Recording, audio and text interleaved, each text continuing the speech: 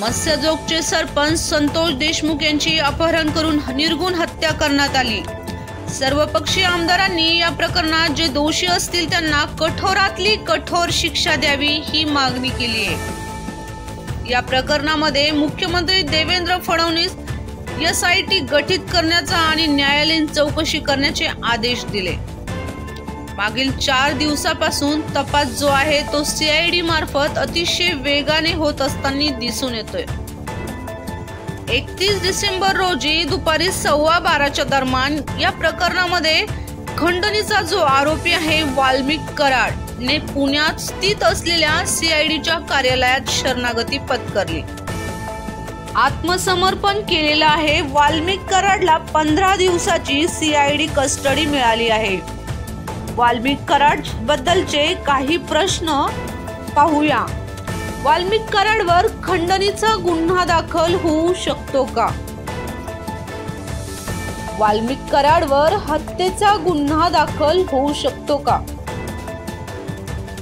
तर हत्येचा गुन्ह्यात शिक्षेची तरतूद किती असेल?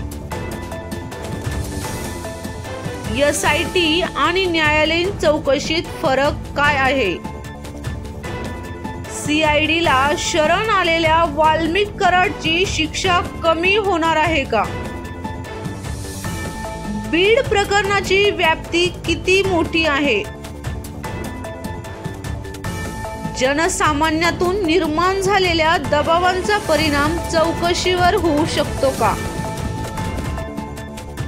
ज्येष्ठ कायदेतज्ञ मिलिंद पवार यांच्या मते सर आपण बघतोय की जे संतोष देशमुख आहेत त्यांची अत्यंत निर्घुणपणे हत्या करण्यात आलेली होती। जर आपण पाहिलं तर हे प्रकरण आधी खंडणीचं प्रकरण, त्यानंतर हत्येचं प्रकरण, सुरक्षा रक्षकाला झालेली मारहाण, हे प्रकरणाची व्याप्ती किती मोठी आहे? आता याच्यामध्ये व्याप्ती अशी मोठी अशा हिशोबाने मोठी आहे की माझ्या माहितीप्रमाणे या गुन्ह्यामध्ये 3 प्रकारचे FIR दाखल झाले, 3 गुन्हे दाखल झाले। पहिल्यांदा गुन्हा दाखल झाला तो त्या संतोष देशमुखांचा आत्या भाऊ, त्याचं नाव आता मला आठवत नाही, पण आत्या भाऊ शिवराज देशमुख, त्यांनी FIR दिली की ते एका त्या देशमुखांच्या गाडीतून चालले होते। हे चौकात थांबले होते। थांबलेले असताना संतोष देशमुखांनी हात केला, तुला यायचंय का चौकामध्ये, आणि गाडीमध्ये बसले। थोडंसं अंतरावर पुढे गेल्यानंतर एक काळ्या रंगाची स्कॉर्पिओ गाडी आली। त्या गाडीतनं काही लोक उतरले, काच फोडली देशमुखांच्या गाडीची, इंडिका गाडीची, त्यांना बाहेर ओढलं, काठीने मारहाण केलं आणि त्या स्कॉर्पिओ मधून काळ्या रंगाच्या त्यांना किडनॅप करून पळून नेलं। आणि नंतर असं कळलं की ती सुदर्शन घुले नावाच्या व्यक्तीची ती गाडी होती, आयडेंटिफाय झाली, ब्लॅक कलरची स्कॉर्पिओ। आणि त्या अनुषंगाने ह्या देशमुख जे आहेत यांची चुलत भाऊ यांनी फिर्याद दिली की खुनाच्या उद्देशाने संतोष देशमुखांना ह्या गाडीमधून पळून नेले। ही झाली पहिली FIR, अबडक्शन म्हणजे किडनॅपिंग। त्यानंतर दुसरी FIR दाखल झाली की जे काही ते पवन चक्की वगैरे ते काही जे कॉन्ट्रॅक्ट होते त्या कॉन्ट्रॅक्टसाठी हा सुदर्शन घुले काही लोकांना पैसे मागत होता। त्यांनी काही लोकांना फोन लावून दिले आणि फोनवरनं हे वाल्मिक अण्णांशी बोला, आणि वाल्मिक अण्णांनी फोनवर सांगितलं की तू काम बंद ठेव, काम तुला चालू ठेवायचं असेल तर 2 कोटी रुपये द्यायला लागतील। अशी आशयाची दुसरी FIR आहे। म्हणजे ज्या गाडीतून संतोष देशमुखांना किडनॅप केलं, पळून नेलं, तोच सुदर्शन घुले खंडणीच्या दुसऱ्या गुन्ह्यामध्ये वाल्मिक कराडाच्या नावासोबत निष्पन्न झाला। आणि तिसरी एक FIR झाली की एका सिक्युरिटीला मारलं, त्यामध्ये पण हा घुले निष्पन्न झाला। म्हणजे घुले जर 3 FIR मध्ये निष्पन्न होत असेल, त्याची इन्व्हॉल्वमेंट आणि त्याचं कनेक्शन जर वाल्मिक कराडांबरोबर असेल, हे कुठेतरी गांभीर्य आहे। आता हा सगळा प्रकार घडल्यानंतर जवळपास 15 ते 20 दिवस वाल्मिक कराड फरार होते, पोलिसांना सापडत नव्हते। माझ्या माहितीप्रमाणे 9 CIDच्या टीम आणि 150 पोलीस फोर्स त्यांना पकडण्यासाठी लावला होता, पण तो काही पकडला जात नव्हता। आणि काल अचानकपणे स्वतःहून पुण्याच्या CID ऑफिसमध्ये सरेंडर झाला, पोलिसांपुढे जमा झाला। आज पोलीस कस्टडी झाली तर पोलीस तपास करतील। मग हे सगळं जर प्रकरण पाहिलं तर एवढ्या मोठ्या 3 FIR होतात, एक गुन्हेगार 15 दिवस पोलिसांना सापडत नाही, विधिमंडळात चर्चा झाली तरी तो सापडत नाही, आणि न सापडता स्वतःहून हजर होतो। आणि म्हणून एक वकील म्हणून मला असं वाटतं की हे प्रकरण कुठेतरी फार मोठं आणि गंभीर आहे, कारण कोणाचा तरी सपोर्ट असल्याशिवाय आरोपी असा पोलिसांना सापडत नाही, असं होऊ शकत नाही। आमच्या रोजच्या अनुभवावरून मी सांगतो। सर जर आपण पाहिलं तर या प्रकरणामध्ये जसं तुम्ही आता सांगितलं की 3 प्रकरण आहेत. एक सुरक्षा रक्षकाला झालेली मारहाण, खंडणीचं प्रकरण आहे आणि त्याचबरोबर खुनाचं प्रकरण आहे, असे 3 प्रकरण आहेत. या खंडणीच्या प्रकरणामध्ये जर पाहिलं तर सर जे सेक्शन लावण्यात आलेले आहे ते सेक्शन किती गंभीर आहेत असं वाटतं? आता जे आम्ही मागाशी एफ-आय-आर आम्ही सगळ्या काढले. एफ-आय-आर प्रमाणे खंडणीची जे आता पूर्वी भारतीय दंडविधान होता IPC, आता BNS आले. तर BNS चे जे कलम लावलेत त्याला मॅक्झिमम पनिशमेंट 10 वर्षे.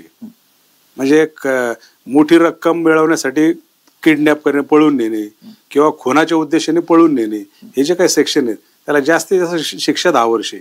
आणि हे सगळे कलम जे आहेत हे ट्रायबल बाय मॅजिस्ट्रेट म्हणजे प्रथम वर्ग न्यायदंडाधिकारी. म्हणजे समजा यांना आता अटक केली आणि बाकीच्या गुन्ह्यामध्ये जर पोलिसांनी वर्ग करून घेतलं नाही तर एक आता ही 14 दिवसाची PC आहे आणि तिथून पुढे एक 10-15 दिवसामध्ये बेल ऍप्लिकेशन केला आणि कोर्टाला योग्य वाटलं तर त्याला जामिनावर सोडवू शकतात अशा गुन्ह्यामध्ये. त्यामुळे ह्या खंडणीच्या गुन्ह्यामध्ये फार काही वेगळं होणार आहे असं काही नाही. हा एक म्हणजे आरोपीचं बॅकग्राऊंड पाहता किरकोळ दृष्टीचा गुन्हा आहे असं मला वाटतं. सर खंडणीच्या गुन्ह्यामध्ये म्हणजे खंडणी मागण्यामागचा उद्देश काय यावरती सुद्धा शिक्षा किती असावी अवलंबून असतं का? नाही, खंडणी मागचा उद्देश तर महत्वाचाच आहे. कारण काहीतरी ते पवन चक्कीचे लोक काम करत होते, मग ते शिंदे नावाच्या व्यक्तीने ती एफ-आय-आर दिली की हे काम जर तुला चालू ठेवायचं असेल तर एवढे पैसे दे. म्हणजे हे सगळं गंभीरच प्रकरण नाही, खंडणीच आहे. आणि ते विथ जर कॉल रेकॉर्डिंग त्याने जर एफ-आय-आर केली असेल, स्पेसिफिक नाव एफ-आय-आर मध्ये घेतले असेल तर त्यांचा उद्देश स्पष्ट होतो. म्हणजे खंडणी मागितली हे सकृतदर्शीने आता तरी सिद्ध होते. आता तपासात काय चार्जशीट येईल हा नंतरचा भाग आहे. जर खंडणीमध्ये जर पाहिलं सर आपण तर 3 जणांवरती जे आहे त्यामध्ये वाल्मिक कराड आहे, विष्णू चाटे आणि सुदर्शन घोले या तिघांवरती गुन्हा दाखल करण्यात आलेला आहे.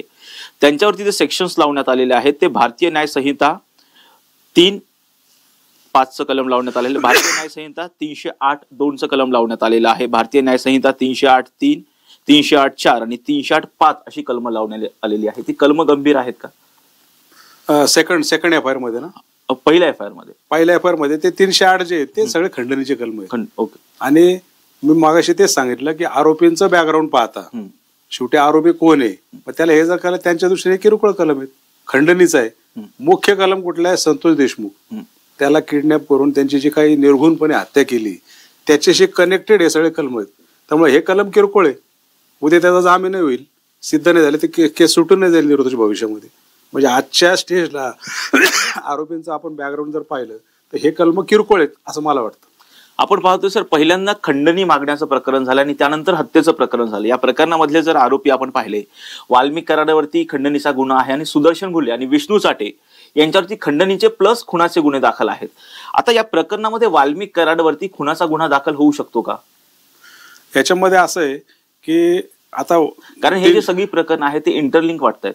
इंटरलिंकच आहेत, एकमेकाशी कनेक्टेड आहेत.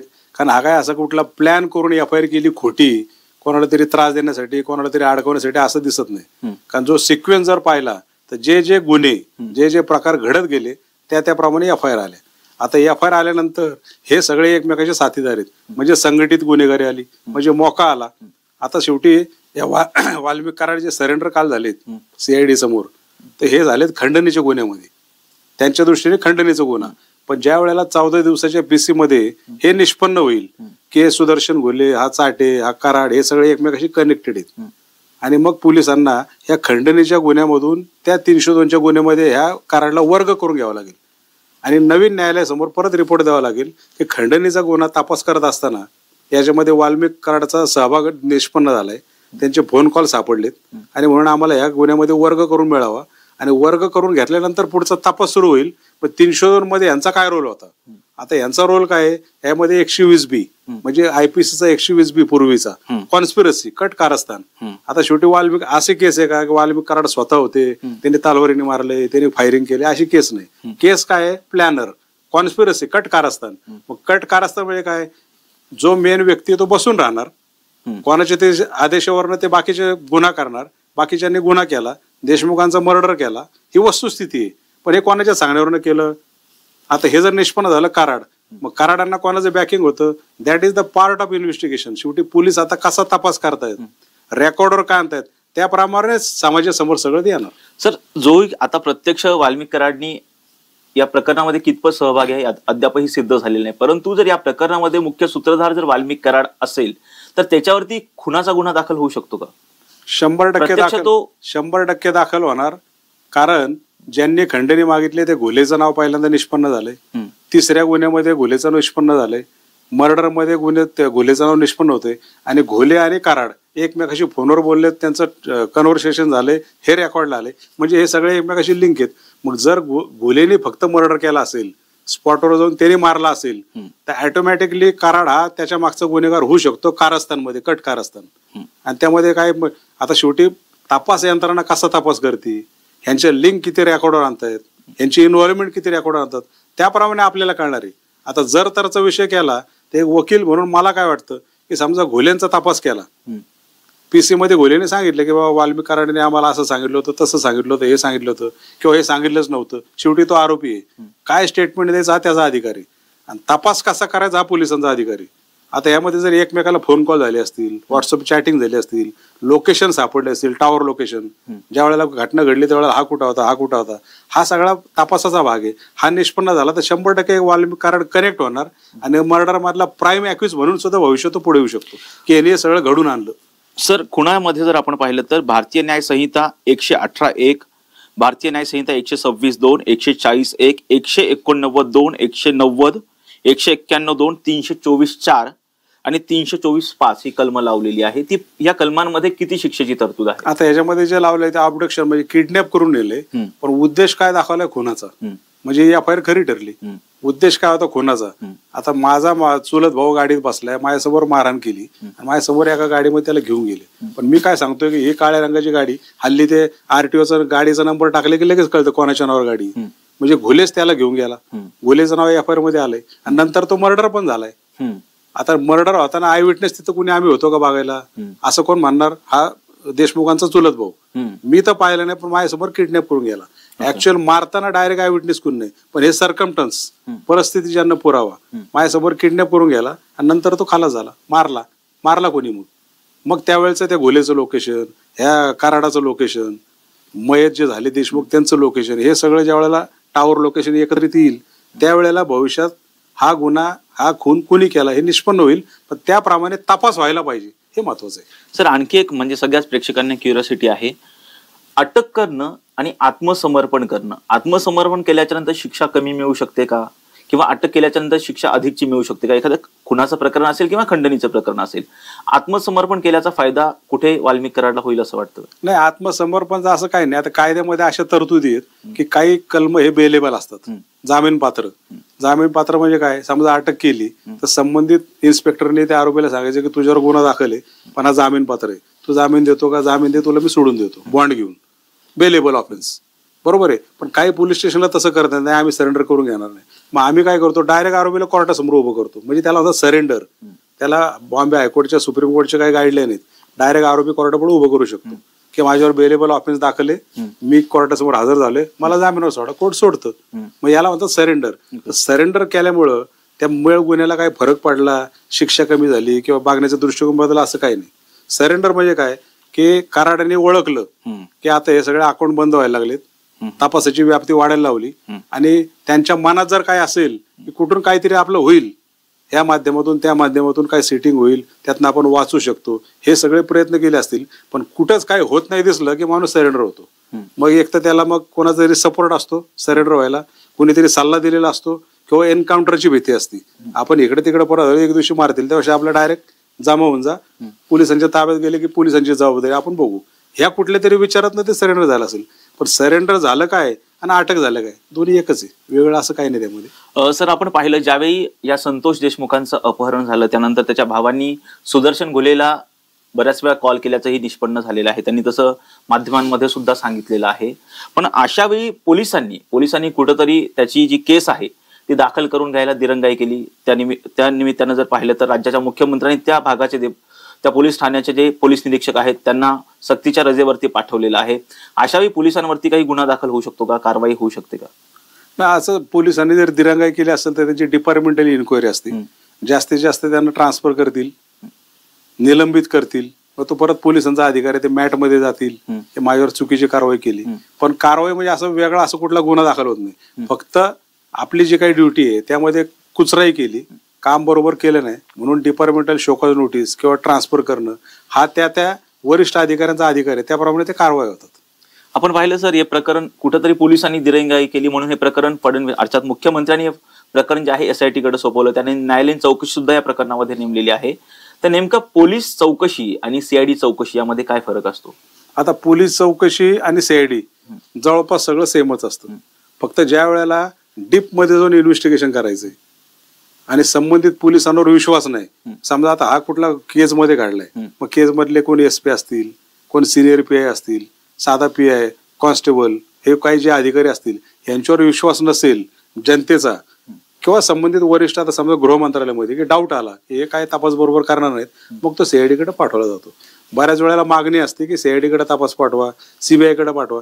तपासाचं सगळं तपासाची यंत्रणा तीच, फक्त CIDचा तपास हा गुप्तपणे चालू असतो. तो रेग्युलर ह्या पोलिसांना माहित नसतं यांचा कुठं तपास चाललाय.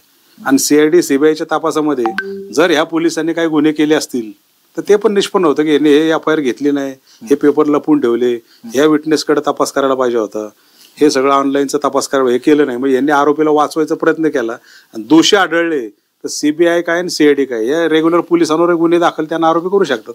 जे तेलगी प्रकरणामध्ये पूर्वी असं घडलं होतं की कमिशनर स्वतः आरोपी केला होता CBIच्या तपासामध्ये. सर, माध्यमांमधून येणारं प्रेशर असेल सरकारवरती किंवा त्याचबरोबर नागरिकांना, म्हणजे ज्या पद्धतीनं नागरिक रस्त्यावरती उतरतायत आणि अत्यंत निर्गुणपणे हत्या झालेली आहे, त्यामुळे या प्रकरणामध्ये जेही दोषी असतील त्यांना कठोरात कठोर शासन करा, जेणेकरून अशा पद्धतीचे गुन्हे भविष्यात घडणार नाहीत, असं कुठंतरी एक सेट करा, असं एक आदर्श कुठंतरी सेट करा, असं जे आहे जनतेतून मागणी होतीये. त्यामुळे कुठे या प्रकरणावरती तपासावरती याचा फरक पडेल असं वाटतं का तुम्हाला? नाही, आता शेवटी कसं आहे की प्रकार हा इतका भयानक घडला आणि महाराष्ट्रभर गाजतोय, विधिमंडळात गाजतोय आणि साहजिक आहे की असा सगळा प्रकार घडल्यानंतर जनता मागणी करणार की कठोरात कठोर शिक्षा व्हायला पाहिजे. पण कठोरात कठोर शिक्षा मागणी करणं हा एक भाग झाला, पण जर तपासातच म्हणजे आमच्या ह्याच्यामध्ये चार्जशीटच बोगस आलं, त्यात काही समजा आय विटनेस नाही, जाणीवपूर्वक काही तपास तुम्ही वगळला, काही पंचनामे केले नाही, लोकेशन टावर लोकेशन म्हणजे एक्सपर्ट एव्हिडन्स जो आता आपला ह्याचा पुरावा आहे सायबरचा सगळा, हा जर तो प्रॉपर इन्व्हेस्टिगेट केला नाही आणि भविष्यात जर ते निष्पन्न झालं नाही तर ह्याचा बेनिफिट हा आरोपीलाच मिळतो, संशयाचा फायदा. म्हणून तपास नीट व्हायला पाहिजे, तर फाशीची शिक्षा होऊ शकते. पण जनतेला हे आपल्याला माहित नसतं की याच्यामध्ये काय आमचं म्हणणं व्हायला फाशी व्हायला पाहिजे, पण फाशी व्हायला त्याला रेअरेस्ट ऑफ रेअर केस तपास व्हायला पाहिजे. आता हा गुन्हा जो घडलाय, संतोष देशमुखांचा जो खून झालेला आहे, हा खुनाचा प्रकार पाहिला तर रेअरेस्ट ऑफ रेअर मध्ये बसतो. म्हणजे जी काही ते त्यांचं छळवणूक करून हत्या केली ही म्हणजे ही क्रूरतेची परिसीमा आहे आणि त्यामध्ये फाशी होऊ शकते. पण त्या पद्धतीने तपास झाला तर फाशी. जर त्याच्यामध्ये काही त्यामध्ये लॅकुना ठेवले, काही जर काही गोष्टी गाळल्या तर त्याचा फायदा आरोपीला भविष्यात होईल. तोपर्यंत जनता आपणच विसरलेला असतो, आपण भविष्यात 5-6 वर्षांनी वाचतो आरोपी निर्दोष, पुरावाच काय आला नाही. हे रेग्युलर आमच्या केसेसवरचा अनुभव मी सांगतो. सर, ज्यावेळी आता बघतो की काही प्रकरणामध्ये आरोपी फरार असतात, या प्रकरणामध्ये जरी आपण पाहिलं तर 3 म्हणजे खुनाच्या गुन्ह्यातील 4 आरोपींना अटक करण्यात आलेली आहे, 3 आरोपी अद्यापही फरार आहेत. या आरोपींना पकडण्यासाठी म्हणजे शासनाकडून काय करणं अपेक्षित आहे? जर आपण पाहिलं तर फडणवीसांनी सांगितलेलं आहे की त्यांचे बँक अकाउंट जे आहेत ते सील करा. आणखी काय तरतुदी करता येऊ शकतात?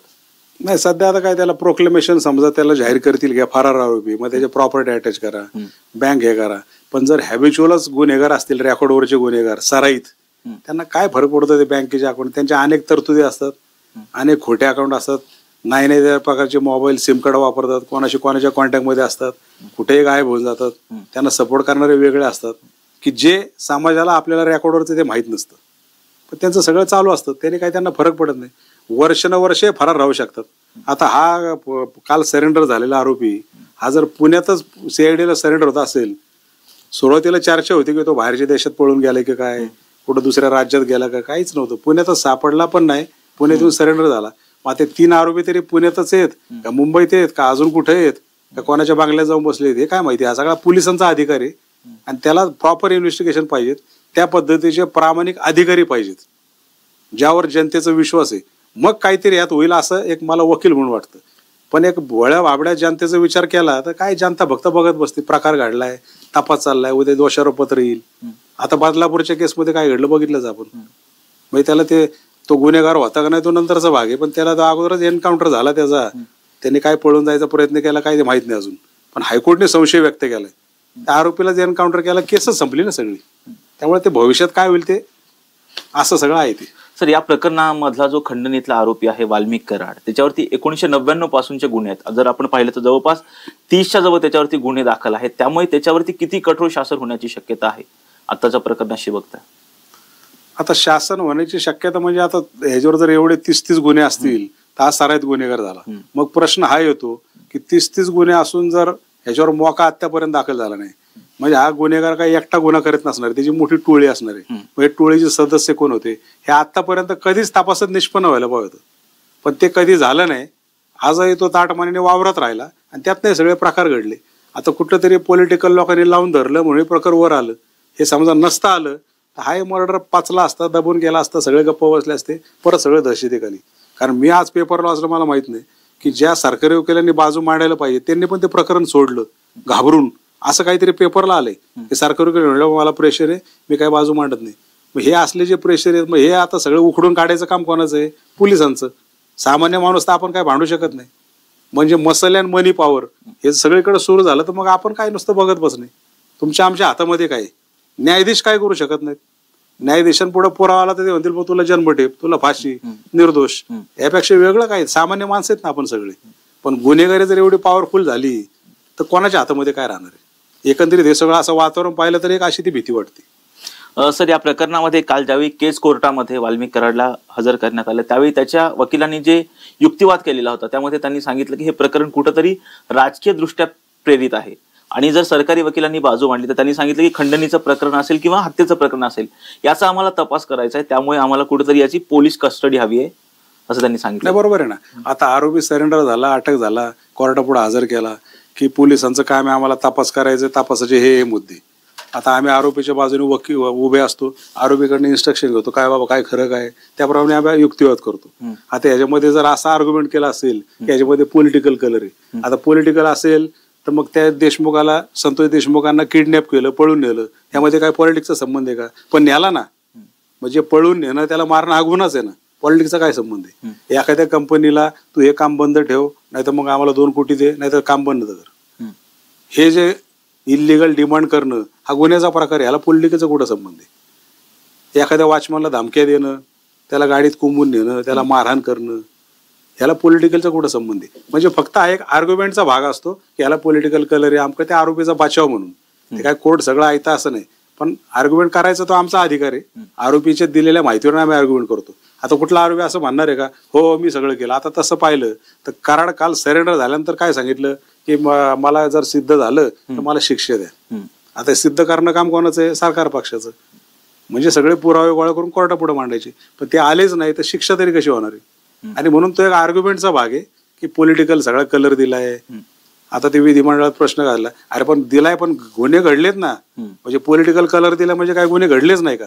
पण असंही नाही ना की तुम्ही एकदम असं क्लीन चरित्र एकदम सगळं घरातून न्यायला उचलून माणूस. 30 गुन्हे जर तुमच्यावर दाखल असतील तर संशय तुमच्यावरच येणार आहे. संशय कशाला पाहिजे? तुमचे फोन कॉल आहे, तुमचे रेकॉर्डिंग आहे, हे सगळे पुरावे आहेत ना सगळे. त्यामुळे पॉलिटिकल हे म्हणणं फक्त आर्ग्युमेंटचा भाग आहे, पण त्यांनी काही फरक पडणार नाही पोलिसांनी नीट तपास केला तर.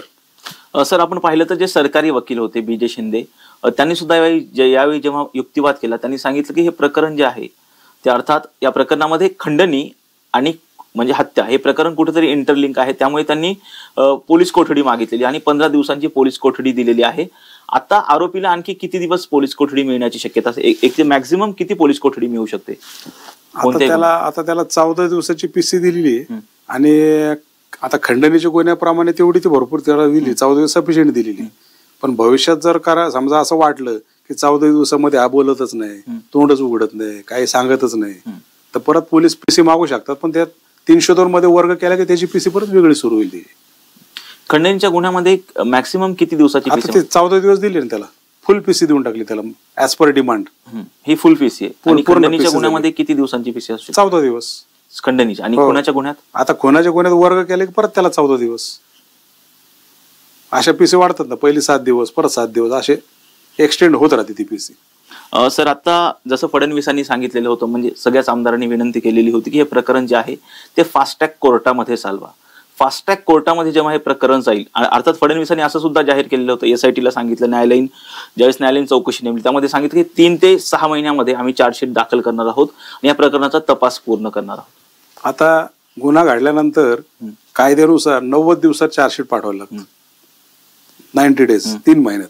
मग 3 महिन्यात तर चार्जशीट येणारच आहे. समजा चुकून 3 महिन्यात नाही आलं तर 91 दिवशी आरोपीला जामीन होतो. न्यायाधीश विचारतात चार्जशीट तुझं आलेलं नाही, तुझ्याकडे जामीन आहे का, आम्ही तुम्हाला जामीन सोडतो. पण आम्हीच 91 दिवशी आम्हीच बेल ऍप्लिकेशन ठेवतो, चार्जशीट वेळेत आलेलं आम्हाला जामीन द्या. त्यामुळे चार्जशीट येणार 90 दिवसामध्ये.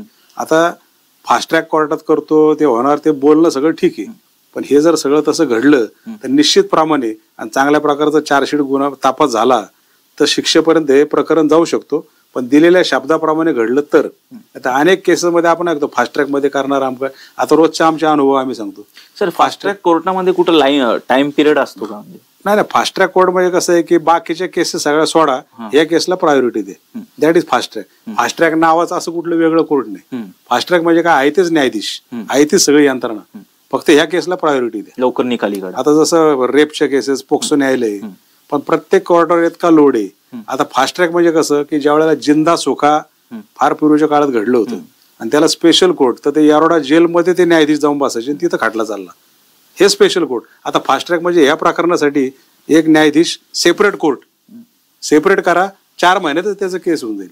तसं होत नाही ना. सगळ्या न्यायाधीशांमधले एक न्यायाधीश यांच्या पुढे जातात केसेस, फक्त या केसला प्रायोरिटी म्हणून फास्ट ट्रॅक. फास्ट ट्रॅक मध्ये असं वेगळे काही निर्देश नाहीत की फास्ट ट्रॅक मध्ये प्रकरण हे करा. सर एकाच प्रकरणामध्ये 2 चौकशा नेमलेल्या आहेत, एक SIT चौकशी आणि न्यायालयीन चौकशी. या दोन्हीमध्ये काय फरक असतो? न्यायालयीन चौकशी म्हणजे ज्युडिशियल इन्क्वायरी आणि SIT म्हणजे स्पेशल इन्व्हेस्टिगेशन टीम, जी गव्हर्नमेंटने फॉर्म केलेली असते. स्पेशल टीम तो त्यांना अधिकार आहे. SIT मार्फत तपास. SITचा तपास एका बाजूला चालतो आणि SIT काय तपास करतं, कसं कसं काय घडलं, त्यासाठी मग ह्याच्यामध्ये काय कोणी चुकीचं काम केलंय का, काही गोष्टी घडल्यात का, त्याला मध्ये ज्युडिशियल इन्क्वायरी. असे ते दोन्ही इन्क्वायरी आहेत. दोन्ही वेगळे आहेत पण एकाच गुन्ह्या संदर्भात असाव्यात असं मला वाटतं. म्हणजे सर खूप खूप धन्यवाद, तुम्ही टॉप न्यूज मराठीशी संवाद साधलात. खरं तर वाल्मिक कराडला आता केज न्यायालयाने जे आहे ते 15 दिवसांची जी आहे SID कस्टडी CID कस्टडी नेमलेली आहे, त्याला CID कस्टडी दिलेली आहे. आणि या प्रकरणामध्ये आगामी काळात काय काय महत्वाचे खुलासे होतात, काय काय धक्कादायक खुलासे होतात हेही पाहणं महत्वाचं असणार आहे.